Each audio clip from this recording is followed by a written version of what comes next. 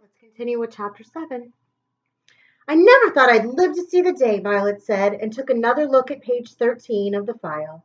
The Baudelaire parents looked back at her, and for a moment it seemed to Violet her father would step out of the photograph and say, "There you are, Ed!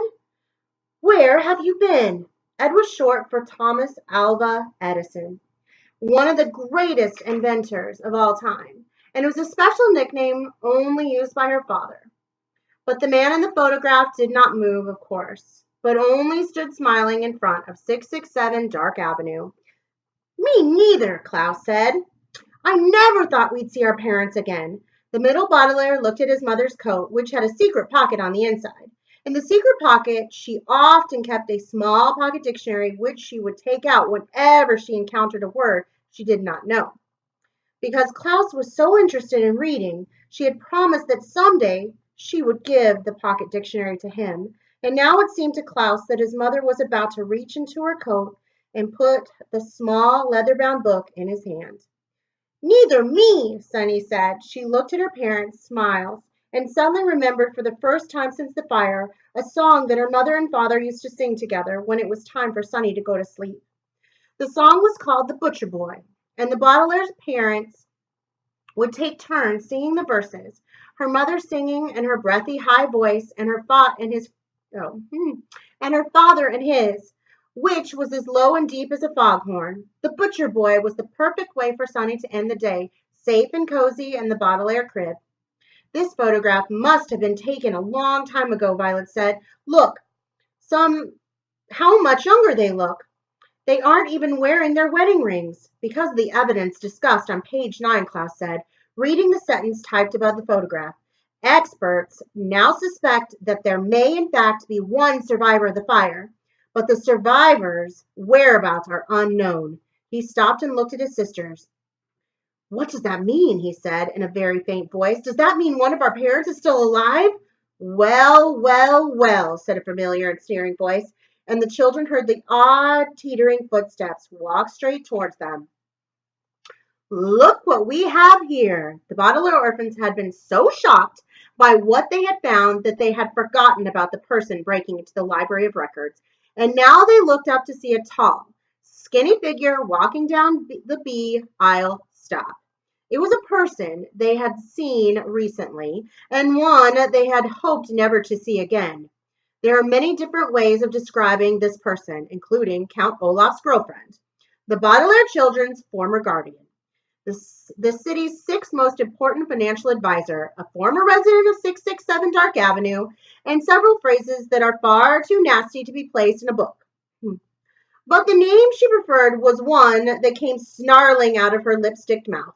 "I am Esme Gigi Guinevere Squalor," said Esme Gigi Guinevere Squalor, as if the Baudelaires would ever forget her, no matter how hard they tried. She stopped walking and stood in front of the Baudelaires, who saw immediately why her footsteps had been so odd and tottering. For as long as the children had known her, Esme Squalor had been a slave to fashion, a phrase which here means dressed in incredibly expensive and often incredibly absurd outfits. This evening she was wearing a long coat made from the fur of a number of animals that had been killed in particularly unpleasant ways,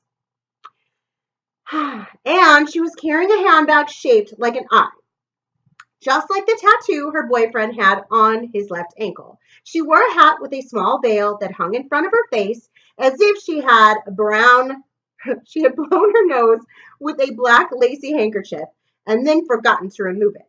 And on her feet, she had a pair of shoes with stiletto heels.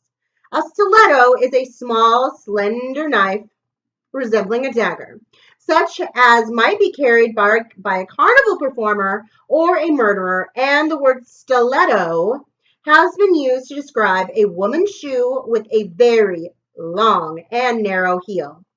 In this case, however, the phrase "shoes with stiletto heels" actually refers to a pair of shoes made with a small, slender knife, where each heel should be.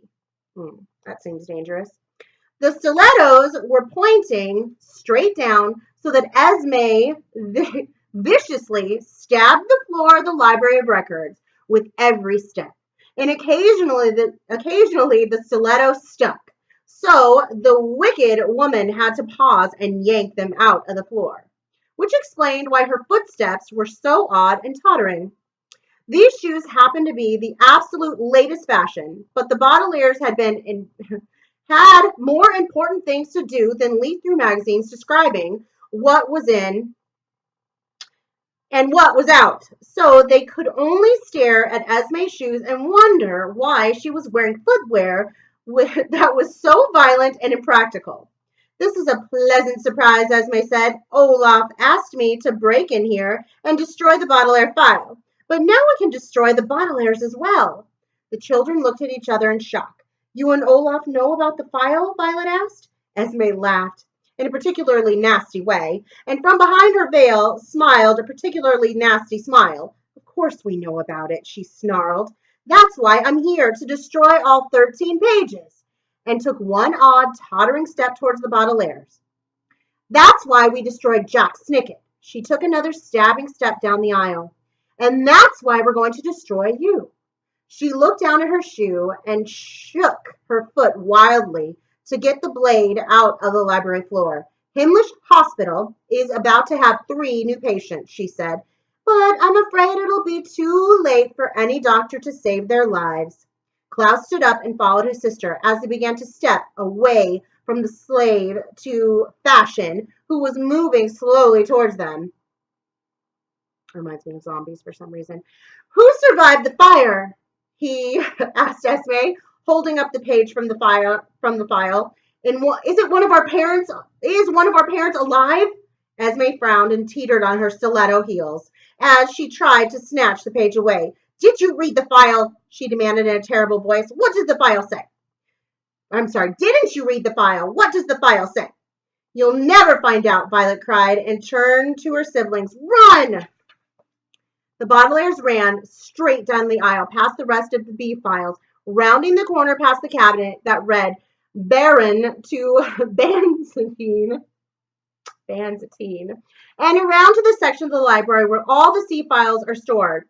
We're running the wrong way, Klaus said. Egress, Sonny agreed, which meant something along the lines of Klaus is right, to the exit is the other way.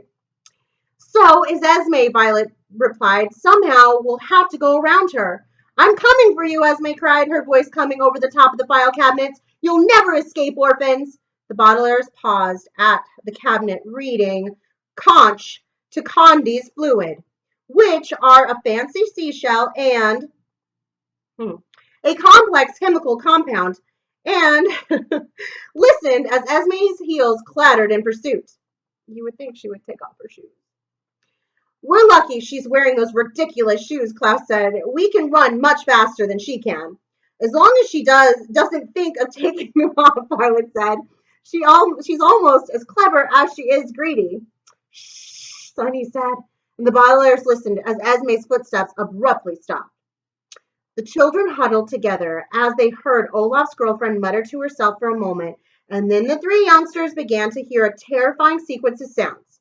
There was a long, screechy creak, and then a booming crash, and then another long, screeching creak, and another booming crash. And the pair of sounds continued getting louder and louder. The youngsters looked at one another in puzzlement. And then, just in the nick of time, the oldest Baudelaire figured out what the sound was. She's knocking over the file cabinets, Violet cried, pointing over the top of the confetti to consecration.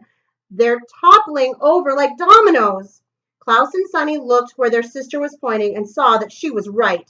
Esme had pushed over one file cabinet, which had pushed over another, which had pushed over another, and now the heavy metal cabinets were crashing towards the children like a wave crashing on the shore. Violet grabbed her siblings and pulled them out of the path of the falling file cabinets. With a creak and a crash, the cabinet fell to the floor, right where they had been standing. The 3 children breathed a sigh of relief, having just narrowly avoided being crushed beneath files on congruent triangles, carnivorous trees, conjugated verbs, and 200 other topics. I'm going to flatten you, Esme called, staring at one line of the cabinets. Olaf and I are going to have a romantic breakfast of Baudelaire pancakes. Run! Sonny cried, but her siblings needed no urging. The three children hurried down the rest of the C aisle as the cabinets creaked and crashed all around them. Where can we go? Violet cried. To the D aisle, Klaus answered, but changed his mind as he saw another row of cabinets began to topple. No, the E aisle, B, Violet asked, finding it difficult to hear over the sounds of the cabinets. E, Klaus cried, E as in exit. The Baudelaires ran down E as in exit, but when they reached the last cabinet, the row was becoming F, as in falling file cabinets. G as in go the other way, and H as in how in the world are you going to escape? Before long, the children found themselves as far from the anteroom door as they possibly could be, as the cabinets crashed around them and Esme crackled wildly and stabbed the floor in pursuit. The three youngsters found themselves in the area of the library records where information was deposited. As the room creaked and at the basket of papers, then at the bowl of paper clips, then the mouth of the chute, and finally at one another. Violet, Klaus said hesitantly, do you think you can invent something out of paper clips and a basket that would help us get out of here? I don't have to, Violet said. That chute will serve as an exit. But you won't fit in there, Klaus said. I'm not even sure I will. They're never going to get out of this room.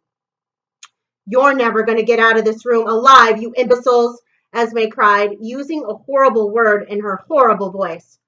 We'll have to try, Violet said. Sunny, go first. Purple, Sunny said doubtfully. But she went first, crawling easily into the chute and staring out through the darkness at her siblings. Now you, Klaus, Violet said, and Klaus removed his glasses so they wouldn't break, following his sister. It was a tight fit, and it took some maneuvering, but eventually the middle Baudelaire worked his way through the mouth of the chute. This won't work, Klaus said to Violet, peering around him. It'll be tough to crawl up through the chute, the way it's slanted. Besides, there's no way you'll fit. Then I'll find another way, Violet said. Her voice was calm, but Klaus and Sunny could see through the hole in the wall that her eyes were wide with fear. That's out of the question, Klaus said. We'll climb back out, and the three of us will escape together. We can't risk it, Violet said. Esme won't catch all of us. Not if we split up. You two take page 13 and go up the chute, and I'll get out another way. We'll meet up in the unfinished wing. No, Sunny cried. Sunny's right, Klaus said. This is what happened with the Quagmires, remember? When we left them behind, they were snatched away. The Quagmires are safe now, Violet reminded him. Don't worry, I'll invent a solution. The eldest Baudelaire gave her siblings a small smile and reached into her pocket so she could tie up her hair and put the levers and gears of her inventing mind into motion. But there was no ribbon in her pocket. As her trembling fingers explored her empty pocket, she remembered. She had used her ribbon to fool Hal with a fake loop of keys. Violet felt a quiver in her stomach as she remembered, but she had no time to feel bad about the trick she had played. With a sudden horror, she heard a creak right behind her, and she jumped out of the way just in time to avoid the crash. A file cabinet labeled Linguistics 2 Lions fell against the wall, blocking the mouth of the chute.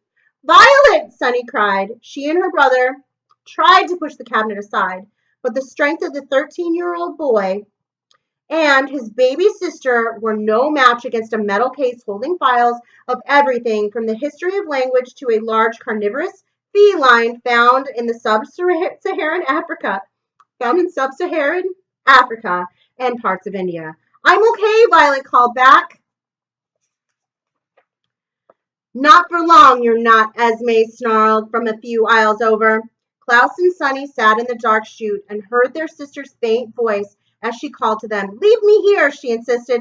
I'll meet you back in our filthy, cold, inappropriate home. The two youngest Baudelaires huddled together at the entrance of the chute, but it is useless for me to describe to you how desperate and terrified they felt. There is no reason to describe how horrible it was to hear Violet's frantic footsteps across the library of records, or the odd tottering ones of Esme as she pursued the eldest Baudelaire in her stiletto heels, creaking and crashing file cabinets with every stabbing step. It is unnecessary to describe the cramped and difficult journey Klaus and Sunny made up the chute, which was slanted so steeply that it felt to the two orphans like they were crawling up a large mountain covered in ice instead of a fairly short chute used for depositing information. It is ineffectual to describe how the two children felt when they finally reached the end of the chute, which was another hole carved into the outside wall of Himmlish Hospital, and found that Hal was right when he said it was to be a particularly cold evening. And it is absolutely futile, a word which here means useless, unnecessary, and ineffectual, because there is no reason for it, to describe how they felt as they sat in the half-finished section of the hospital with drop cloths wrapped around them to keep them warm and flashlights lit around them to keep them company, and waited for Violet to show up, because Klaus and Sonny Baudelaire were not thinking of these things. The two younger Baudelaires sat together, clutching page 13 of the Baudelaire file, as the night grew later and later, but they were not thinking about the noises they heard coming from the Library of Records, or about the journey up the chute, or even about the icy breeze as it blew through the plastic sheets and chilled the Baudelaires to the bone. Klaus and Sonny were thinking about what Violet had said when she saw the piece of paper they were clutching now. "I never thought I'd live to see the day," Violet had said, and her two siblings knew that the phrase was just another way of saying, "I'm very surprised," or "I'm extremely flabbergasted," or "this blows my mind beyond belief." But now, as the two Baudelaires waited more and more anxiously for their sister, Klaus and Sonny began to fear that the phrase Violet used was more appropriate than she ever would have guessed. As the first pale rays of the morning sun began to shine on the unfinished half of the hospital, the Baudelaires grew more and more frightened that their sister would not live to see the day. All right, that's the end of chapter 7. I will be back with chapter 8 very soon.